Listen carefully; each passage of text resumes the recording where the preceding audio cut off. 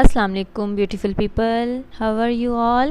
Welcome to my channel, and today I'm gonna discuss very most important topic that is called meta theater. And in this particular lecture I'm gonna discuss that what is meta theater, what's the definition of meta theater, and what are the main key facts of meta theater. So let's get started. At the very first I have given the definition of tragedy, how Aristotle has defined tragedy. Actually में guys ये जो tragedy की definition Aristotle की बहुत common है और most probably ये ही use की जाती है डिफरेंट कोर्सेज में जो है. So let's see that what is the definition of tragedy.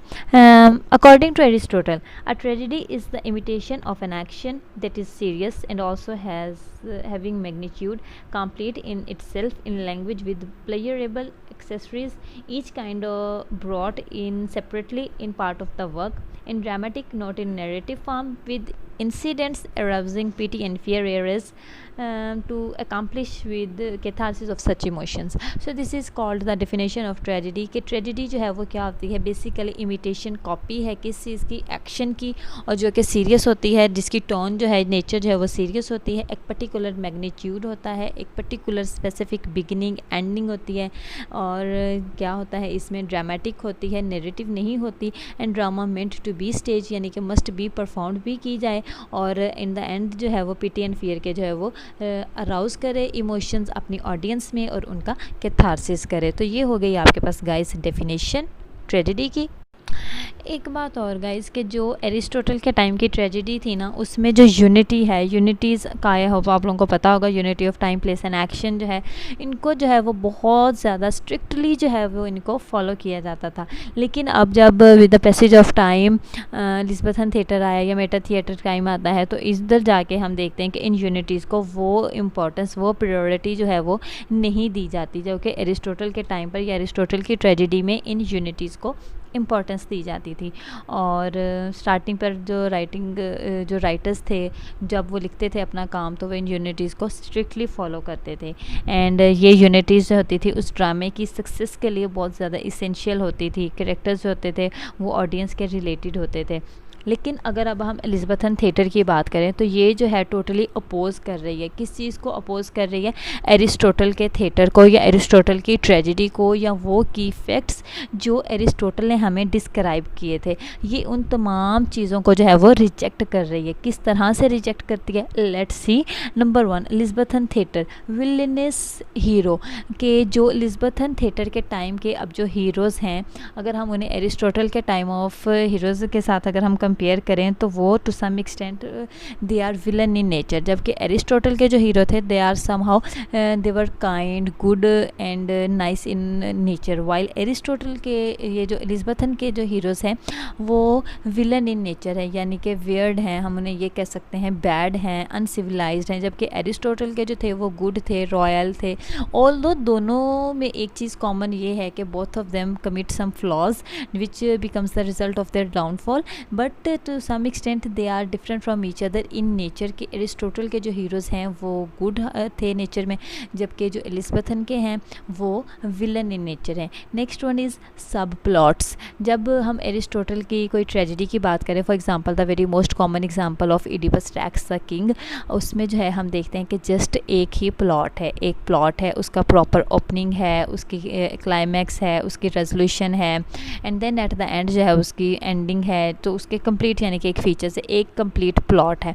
जबकि अगर हम इसे एलिज़ाबेथन के साथ कंपेयर करें तो एलिज़ाबेथन टाइम के जो प्लॉट्स हैं वो प्लॉट्स डिफरेंट प्लॉट्स पे कंसिस्ट करते हैं. प्लॉट्स मस्ट कंसिस्ट ऑफ सब प्लॉट्स, यानी कि उसकी जो स्टोरीज़ हैं उन स्टोरीज़ के अंदर स्टोरीज़ विद इन स्टोरीज़ हैं, प्लेस विद इन प्लेस हैं, सब प्लॉट्स हैं, यानी कि एक सिंगल प्लॉट नहीं है, डिफरेंट प्लॉट्स पर उनके प्लेस जो हैं वो कंसिस्ट हैं. Number 3 is comic interludes. कि जब एलिज़ाबेथन थिएटर की हम बात करते हैं तो इसके प्लेस में जो है हमें to some extent comic elements जो है हमें मिलते हैं. Whereas if I talk about Aristotelian, अगर हम एरिस्टोटलियन की बात करें तो उसमें जो है अब इडिपस रैक्स द किंग हमें कहीं पर भी जो है वो कोई कॉमेडी नज़र नहीं आती. तो इसमें कॉमिक एलिमेंट जो है वो बिल्कुल एब्सेंट हैं.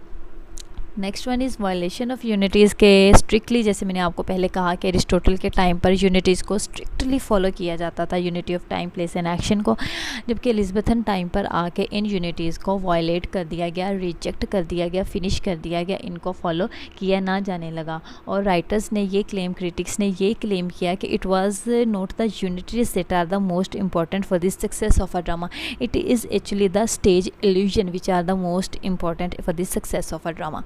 अब जो है उसने हमसे ये कहा है कि अभी तक हमने देखा एरिस्टोटल में यूनिटीज़ को प्रेफर किया जाता था, उन्हें प्रायोरिटी दी जाती थी। एलिज़ाबेथन टाइम में स्टेज इल्यूजन को किया गया। अब स्टेज इल्यूजन क्या होता है गाइस? स्टेज इल्यूजन होता है कि it means that people will believe that this action which is going to happen, it is actually a real action।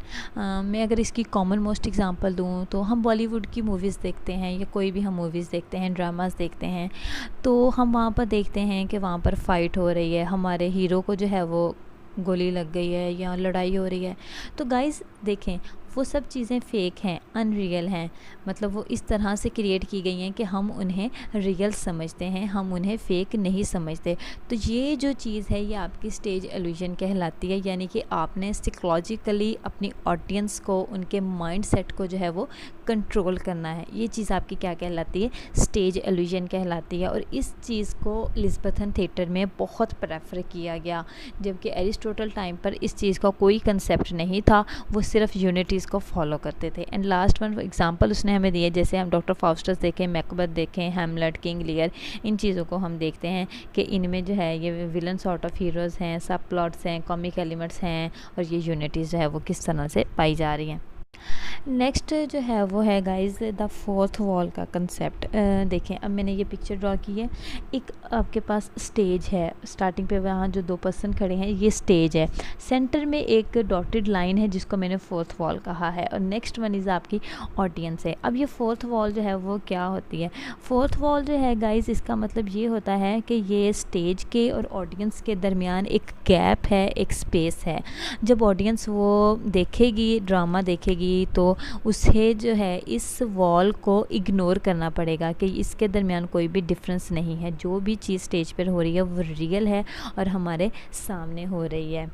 ठीक है गाइस, नेक्स्ट जो है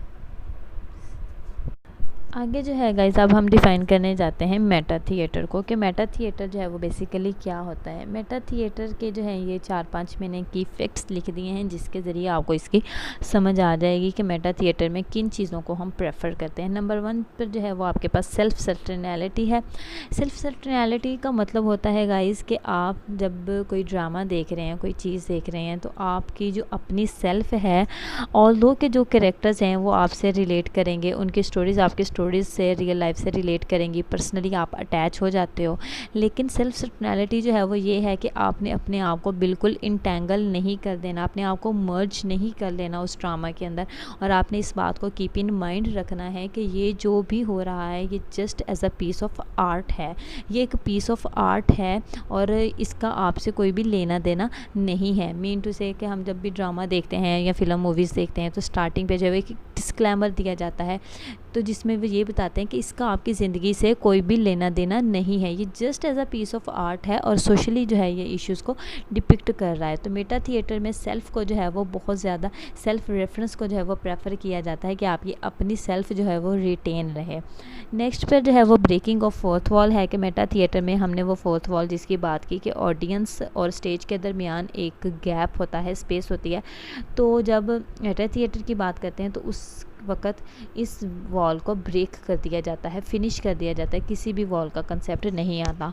और मेटा थिएटर पर के टाइम में जो भी प्लेस लिखे जाते हैं वो play with in a play होते हैं, stories with in a stories होती हैं, प्लॉट सब प्लॉट्स पे कंसिस्ट होते हैं, यानी कि वो एक सिंगल स्टोरी जो है वो पोर्ट्रे नहीं की जाती। और लास्ट वन पर जो है वो commenting on the process of writing, staging, action, techniques of a play, कि आपको जो है एंड पर उस पर कमेंट करने का भी ऑप्शन दिया जाता है। आप राइटर पे क्लेम करते हो कि भी इसने ये बात ऐसे लिखी, इस तरह नहीं, ऐसे करनी चाहिए थी। आप स्टेज पे कमेंट करते हो, एक्शन पे करते हो, टेक्निक्स ऑफ द प्ले जो प्ले में यूज़ की गई हैं उन पे भी आप कमेंट करते हो। तो मेटा थिएटर की ये बात होती है कि आप इसमें कमेंटिंग भी कर सकते हैं। ओके। और लास्ट पर जो है हम देखते हैं कि मेटा थिएटर के लिहाज से हम देखते हैं कौन से बंदे हैं, कौन से राइटर्स हैं, क्रिटिक्स हैं जिन्होंने इसको बहुत अच्छे से प्रिसाइजली जो है वो अपने वर्क में यूज़ किया। 20th सेंचुरी में अगर हम देखें तो मेटा थिएटर में 4 नाम हैं जो हमारे पास वेरी वेरी मोस्ट कॉमन है। नंबर 1 पर जो है वो आपके पास बर्टोल्ट ब्रेख्ट हैं, सैमुअल बेकेट है, लुइजी पिरेंडालो है, हैरोल्ड पिंटर हैं। अब देखें गाइस कि इन्होंने जो है मॉडर्न एज पर आके अपने वर्क के अंदर मेटा थिएटर को किस तरह यूज़ किया है। सैमुअल बेकेट का जो है हम देखते हैं वेटिंग फॉर गॉडो है, लुइजी पिरेंडालो का हमने देखा। अगर अगर हम लुइजी पिरेंडालो की बात करें तो हमने इसका 6 कैरेक्टर्स देखते हैं, हम इसका मदर करीज देखते हैं, बर्टोल्ट ब्रेख्ट का हमने देखा 6 characters in search of an author देखते हैं। तो ये तमाम राइटर्स हैं जिन्होंने मेटा थिएटर को जो है वो फॉलो किया है। Okay guys, that was all about Meta theatre. I hope आप लोगों को आज की वीडियो अच्छी लगी होगी। अगर आप न्यू कमर हैं तो most welcome to our channel and you are going to become the part of our family. And if you have not subscribe to my channel then go fast and subscribe to my channel and press the button of bell icon so you may be able to get the notifications of my coming videos. Thank you so much, and don't forget to like and share my video. Thank you so much. See you in the next video. Bye bye.